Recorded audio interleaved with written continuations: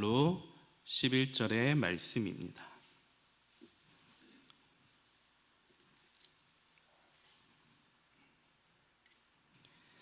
한 절씩 교독하시겠습니다. 예수께서 베다니 나병 환자 시몬의 집에서 식사하실 때에 한 여자가 매우 값진 향유 곧 순전한 나드 한 옥합을 가지고 와서 그 옥합을 깨트려 예수의 머리에 부으니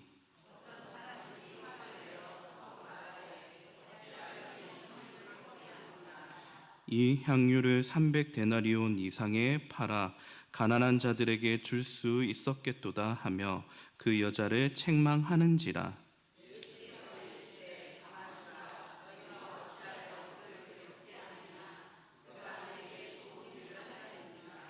가난한 자들은 항상 너희와 함께 있으니 아무 때라도 원하는 대로 도울 수 있거니와 나는 너희와 항상 함께 있지 아니하리라.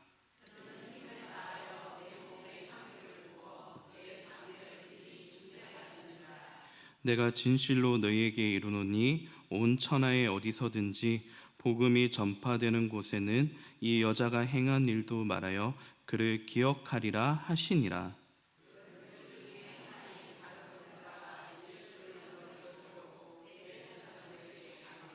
다 함께 그들이 듣고 기뻐하여 돈을 주기로 약속하니 유다가 예수를 어떻게 넘겨줄까 하고 그 기회를 찾더라. 아멘. 이 시간 우리 남존도에 나오셔서 특송하시겠습니다.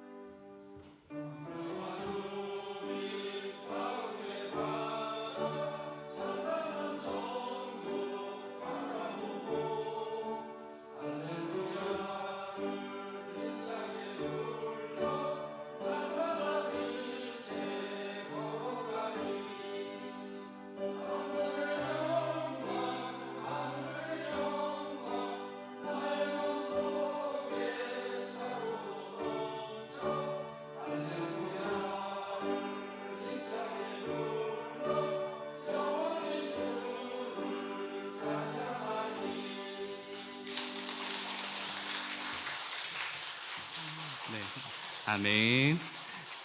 네. 자, 들어가서 자리에 앉는 데까지 다시 한번 뜨겁게 박수 한번 드리겠습니다. 네. 감사합니다. 자, 우리가 오늘 함께 읽은 본문은 사복음서 모두 기록된 유명한 이야기입니다. 그래서 주님께서 오늘 본문 9절의 말씀에 보시면 복음이 전파되는 곳에는 이 여인의 행동과 이 여인의 이야기가 결코 빠져서는 안 된다라고 꼭 기억해야 된다라고 우리에게 말씀하고 있습니다.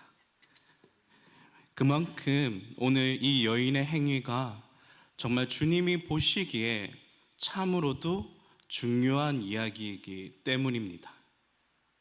하나님은 왜 이 여인의 행위를 지금 강조하실까요? 하나님은 왜 이 여인의 헌신을 기뻐 받으시는 겁니까? 요한복음 12장은 예수님의 머리와 발에 각각 향유 부은 이 여인이 죽었다가 다시 살아난 나사로의 여동생 마리아라고 밝힙니다. 요한복음 12장 3절의 말씀에 보면 마리아는 지극히 비싼 향유 곧 순전한 나드 한 근을 가져다가 예수의 발에 붓고 자기 머리털로 그의 발을 닦으니 향유 냄새가 집에 가득하더라. 지금 이 여인이 예수님의 발에 향유를 깨뜨려 그 발에 부었더니 온 집안에 향유 냄새가 가득하더라 말씀합니다. 제가 예전에 섬긴 교회에서는 추석맞이 주일이 되면 토요일에 진풍경이 벌어집니다. 여전도에 우리 집사님, 권사님들이 교회로 모이시고 각종 전과, 부침개, 그리고 튀김 하시느라 교회 안에는 온통 고소한 기름 냄새로 가득합니다. 그런 기름진 냄새로 진동합니다. 그렇게 한바탕 시끌벅적 그날이 지나고 제가 한번 그 집사님, 권사님들, 부침개 하시는 분들의 얼굴을 가만히 지켜보니까 특징이 딱 하나 있었어요. 얼굴이 되게 둥글둥글 하신 분들이 전 또한 둥글게 또 잘 붙이시더라고요. 제가 우리 인제장로교회 성도님들의 얼굴을 보니까 다 전을 잘 붙일 것만 같습니다. 우리 담임 목사님 사모님께서도 얼굴이 동글하게 전을 참 잘 붙이실 것 같습니다. 그러나 제 집사람은 조금 얼굴이 길어서 지금 잠옷실에 있기 때문에 명절날 고향 못 가는 저 같은 사람들을 위해 교회에서 이렇게 정성껏 싸주셨던 그런 따뜻하고 고마운 정이 새록새록 기억이 납니다. 오늘 본문 3절의 서두에 보시면 사건이 발생한 곳에 세 가지 특징이 나옵니다. 서두에 보시면 예수께서 베다니 나병 환자 시몬의 집에서 라고 말씀합니다. 베다니는 가난한 자의 동네라는 뜻입니다. 나병 환자는 우리가 익히 잘 알고 있는 문둥병, 피부에 발병한 전염성 피부 질환으로 피부가 괴사해 심한 악취와 함께 죽을 수 있는 그런 불치병이었던 것이죠. 그리고 시몬의 집, 이 시몬은 누가복음 7장에 따르면 신학과 정치 면에서 바리새인이었다라고 말씀합니다. 아마도 베다니 나병 환자 시몬의 집이란 말은 이전엔 나병 환자였지만 예수님의 은혜로, 예수님의 치유로 말미암아 깨끗함을 받은 바리새인이었을 것입니다. 그래서 주변에서 별명처럼 나병 환자 시몬, 나병 환자 시몬이라 불렀을 것입니다. 어쨌든 예수님과 함께 식사하는 이 자리가 누가복음에서는 연회라고 밝힙니다. 연회는 보통 식사 때와는 약간 달랐어요. 낮은 식탁을 중심으로 쿠션을 옆구리에 끼고 비스듬히 왼쪽으로 45도 기울여 오른손으로 음식을 찝으며 식사하는 것입니다. 지금 중동에서도 큰 잔치자리가 있으면 종종 이렇게 식사하는 모습들을 볼 수 있습니다. 우리가 볼 때 과연 저게 가능할까? 과연 저렇게 식사하는데 소화가 잘 될까? 참 걱정스럽고 불편해 보이는데 내과 의사가 말하기 사람 위가 약간 왼쪽으로 기울어져 있어서 얼마든지 가능하다라고 합니다. 그렇게 가능한 데다 소화가 아주 잘 된다라고 합니다. 우리 사랑하는 성도님들 집으로 돌아가셔서 한번 이렇게 비스듬히 거의 누운 자세처럼 이렇게 한번 식사 따라해 보시죠. 그리고 연회엔 남녀노소 누구든지 참여할 수 있었는데 초대한 귀빈의 이야기를 가까이서 들을 수 있는 기회였습니다.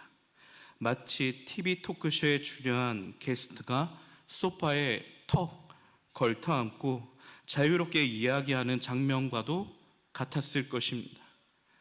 예수님을 모신 잔치 분위기가 막 무르익어 갈 때쯤 갑자기 마리아가 향유옥합을 주님 발 앞에 탁 깨트려 기대신 예수님의 머리에 붓기 시작합니다.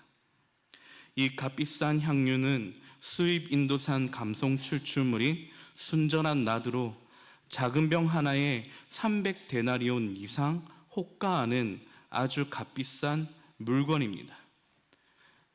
300데나리온 이상 값비싼 물건을 지금 예수님 발 앞에 탁 깨트리고 부었습니다. 당시 노동자 하루 품삯이 한 데나리온으로 치면 이 300데나리온은 유대 중산층 1년 연봉에 해당하는 아주 큰 금액으로 한 방울 남기지 않고 모두 예수님의 머리와 발에 부은 것입니다. 고대 근동에서 손님을 맞이할 때 바깥 뜨거운 햇볕에 긴 시간 노출된 푸석한 머리에 감람유를 부어 시원케 하는 풍습이 있었어요. 그리고 샌들 씨는 발은 모래와 먼지로 온통 더럽혀져 있기 때문에 종들이 나와 그 귀빈을 맞이하기 위해서는 물로 깨끗이 씻겨 그 귀빈을 맞이했습니다. 이건 손님에 대한 예의였고 문화였어요. 그런데 문제는 예수님을 맞이할 집주인 시몬과 그곳에 초대된 사람들, 그리고 종들, 심지어 예수님의 12제자 중 아무도 이 일을 나서서 하는 이가 없었다라는 거예요. 그래서 누가복음 7장 44절로 46절의 말씀에 보면 제가 읽어보겠습니다. 누가복음 7장 44절로 46절의 말씀에 보면 그 여자를 돌아보시며 시몬에게 이르시되 이 여자를 보느냐? 내가 내 집을 들어올 때 너는 내게 발 씻을 물도 주지 아니하였으되 이 여자는 눈물로 내 발을 적시고 그 머리털로 닦았으며 너는 내게 입맞추지 아니하였으되 그는 내가 들어올 때로부터 내 발에 입맞추기를 그치지 아니하였으며 너는 내 머리에 감람유도 붓지 아니하였으되 그는 향유를 내 발에 부었느니라. 예수님이 바리새인 시몬에게 대답합니다. 예수님은 마리아의 행동이 아무 목적과 이유가 없는 것이 아니라 나를 위한 섬김과 헌신이다라고 말씀하는 것입니다.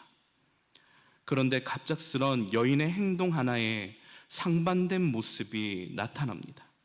지금부터 오늘 본문에 대조되는 5대목을 요목조목 살펴보기를 원합니다. 오늘 본문에 집중하시기를 바랍니다. 첫 번째 대조는 오늘 본문에는 예수님께 헌신한 여인의 이름은 기록하지 않습니다. 다만 요한복음에서만 나사로 동생 마리아라는 것을 알 수 있습니다. 그런데 예수님의 12제자 중 유독 한 사람의 이름이 기록되었는데 그 사람이 누구일까요? 오늘 본문에 보시면 예수님의 12제자들 가운데 유독 한 사람의 이름이 기록되었습니다. 네, 맞습니다. 가룟 유다입니다. 그리고 두 번째 대조를 보면 지금 예수님이 계신 곳은 베다니 나병 환자 시몬의 집입니다. 지금 예수님은 가난하고 힘없는 자들, 그리고 고통당하는 자들과 더불어 함께하고 계십니다. 그러나 가룟 유다는 대제사장들이 모인 예루살렘 성전 경내에 있습니다. 그는 종교적인 권력을 앞세운 그들, 힘 있는 자들과 함께했다라는 거예요. 그리고 세 번째 대조로는 이 여인은 300데나리온 이상의 가치를 주님께 드렸지만 가룟 유다는 어떻게 했습니까? 예수님을 은 30에 팔아버립니다. 당시에 은 30이라는 것은 노예 한 사람을 얻는 것과도 같았어요. 그리고 네 번째 대조로는 여인의 행동에 어떤 사람들은 화를 내며 그 일은 참 허비되는 일이라고 평가합니다. 그렇지만 예수님은 오늘 본문 8절에 보면 그는 힘을 다해 내 장례를 준비한 것이라고 말씀합니다. 이 여인의 행동에 있어서 제자들은 모두가 아무 목적과 이유가 없는 그저 허비하는 일, 낭비되는 것, 전혀 쓸데없는 일이라고 평가했지만 예수님은 자신을 위해, 내 장례를 위해 준비한 행위라고 말씀하고 있는 것이죠. 그리고 마지막으로 다섯 번째 대조는 이 여인은 온 천하 복음이 전파되는 곳에 아름답게 기억되지만 가룟 유다는 예수님을 배신해 저주받은 자로 기억되는 대조를 보입니다. 저는 마지막 대조인 복음과 함께 영원히 기억되는 사람과 그렇지 못한 사람의 차이점을 오늘 본문을 통해 주님을 향한 헌신이라고 생각합니다. 헌신은 주님의 사랑을 알고 주님의 은혜에 감사하는 아름다운 표현입니다. 함께 있던 제자들은 여인의 행동이 무모하고 어리석은 행동이라고 보았습니다. 쓸데없이 버리는 낭비라고 봤어요. 상식 밖의 일이기 때문에 몹시 화가 난 것입니다. 차라리 그 돈이면 가난한 자를 구제하는 일에 쓰는 게 더 현명하다라고 그들은 입을 모아 평가한 것입니다. 여기서 여인과 제자들이 생각하는 헌신의 정의, 헌신의 가치관이 다르다는 것을 우리는 본문을 통해 볼 수 있어야 됩니다. 여인은 값비싼 향유 옥합을 자기를 위해 쓰는 게 아니라 예수님의 장례를 위해 사용합니다. 그래서 댕커라는 한 신학자는 오늘 본문을 통해 이렇게 평가합니다.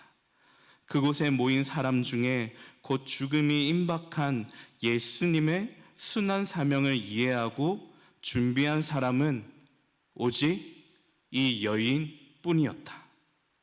제자들과 달리 여인의 눈에 예수님은 도리어 가난한 자였고 고통당하는 자로 보였다라고 평가합니다. 예수님 곁에 12명의 제자와 집주인 시몬과 예수님의 이야기를 듣기 위해 모인 수많은 남자 유대인들이 있었지만 정작 예수님은 누구신가? 예수님이 무슨 일을 위해 이 땅에 찾아오셨는가? 아무도 몰랐다는 것입니다. 예수님이 우리 죄를 대신해 십자가 고난과 희생을 감당하셨고 우리를 위해 저 천국을 예비하신 메시아라는 이 사실을 지금 사랑한다던 그 제자들 또한 전혀 깨닫지를 못하고 있는 것입니다. 그러나 주님이 이 땅에 오신 그 분명한 목적을 이해한 오직 한 사람, 이 여인은 정말 주님이 기뻐하시는 그 헌신을 즐거이 드리는 것입니다. 하나님은 오늘 이야기를 통해 우리에게 물으십니다. 누가 진짜 주님의 제자로 헌신할 수 있는가? 누가 진짜 주님의 제자로 헌신할 수 있는가? 날마다 날 위해 십자가 지신 예수님을 바라보는 것입니다. 그리고 나도 십자가 지고 따를 때 진정한 헌신, 진정한 제자의 삶을 사는 줄 믿으시길 바랍니다.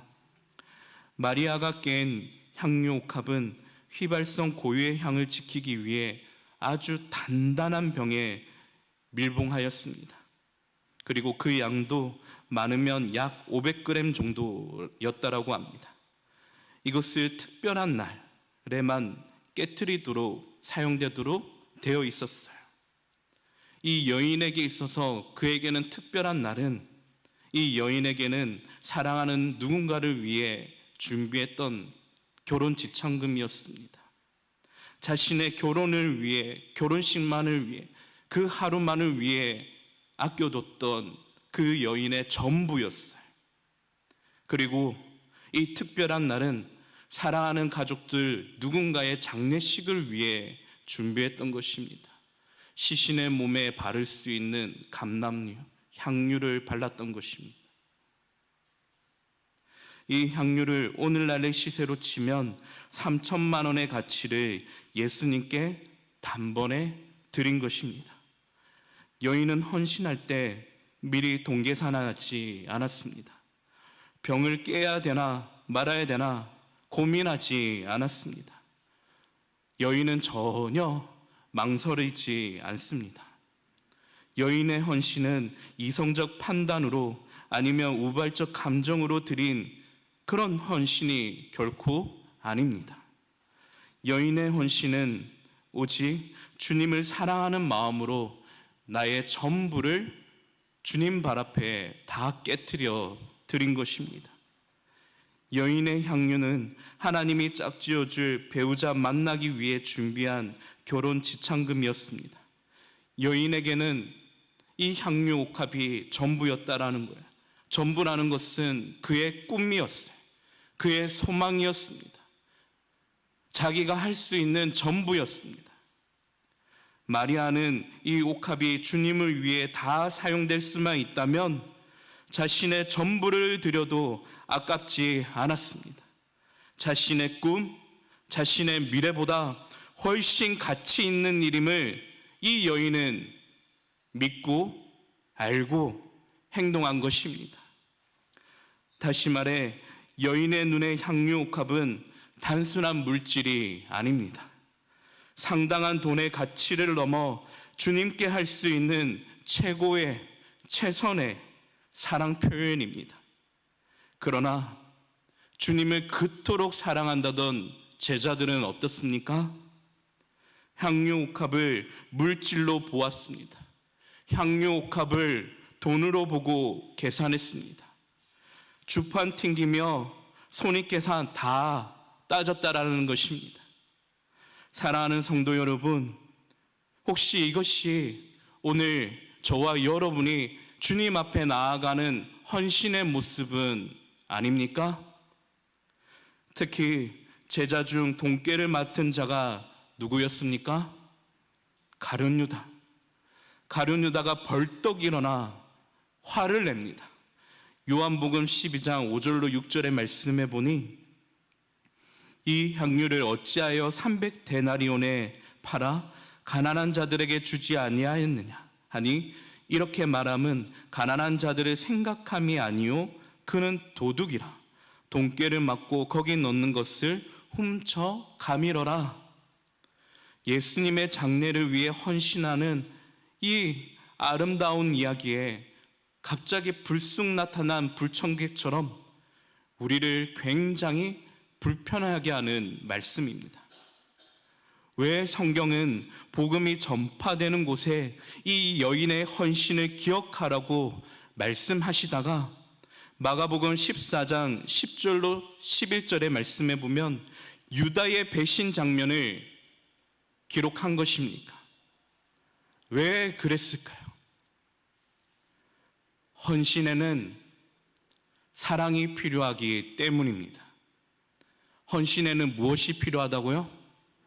사랑. 주님을 사랑하는 심장이 뛰어야 된다는 거예요.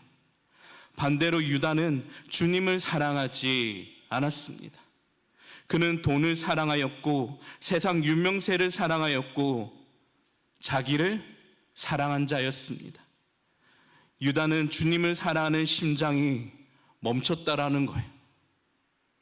그래서 사도행전 13장 22절의 말씀에 보면 하나님이 다윗을 두고 내 마음에 맞는 사람이라 라고 인정하십니다. 한글 개역의 성경에 보면 내 마음에 합한 사람이라고 말씀합니다. 다윗이 하나님께 인정받은 이유는 오직 단 하나입니다. 사무엘상 16장 7절의 말씀에 보니 하나님이 이새의 가정에서 막내 다윗을 선택하신 이유가 기록되었는데 사람은 외모로 보거니와 나 여호와는 무엇을 보느니라? 중심을 보느니라. 여기서 중심이라는 단어는 히브리어로 레밥라는 단어입니다. 레는 무엇 안에, 바브는 가슴, 깊숙한 곳을 말합니다. 가슴 깊숙이 있는 기관, 마음, 그리고 영어로 번역하면 heart, 심장이라는 단어로 번역할 수 있습니다. 다윗은 하나님을 사랑하는 마음, 다윗은 하나님을 사랑하는 이 심장이 한시도 멈추지 않고 계속 뛰었다라는 것입니다. 다윗이 하나님을 사랑하는 마음이 어떤 상황 중에서라도 늘 요동치 아니하는 잔잔한 물결처럼 한결같았다라는 것입니다. 내 전부를 주님께 드려도 전혀 아깝지 않았다라는 거예요. 종교개혁을 한 개혁주의 신학자 존 칼빈은 자신이 교회들마다 이렇게 편지를 써 붙일 때마다 항상 한 가지 습관이 있었습니다. 모든 편지나 기록한 문서의 글귀의 마지막에 인장을 꾹 눌러 찍는 것입니다. 그 인장의 문양에 어떤 글귀가 있었냐면 주님께 나의 심장을 드리나이다. 주님께 나의 심장을 드리나이다.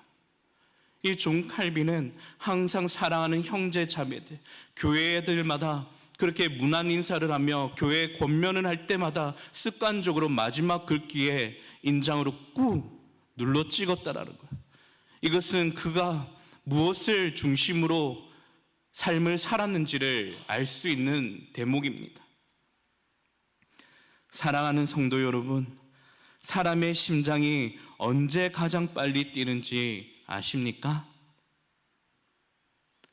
사랑하는 사람을 만났을 때, 사랑에 푹 빠졌을 때라고 말합니다.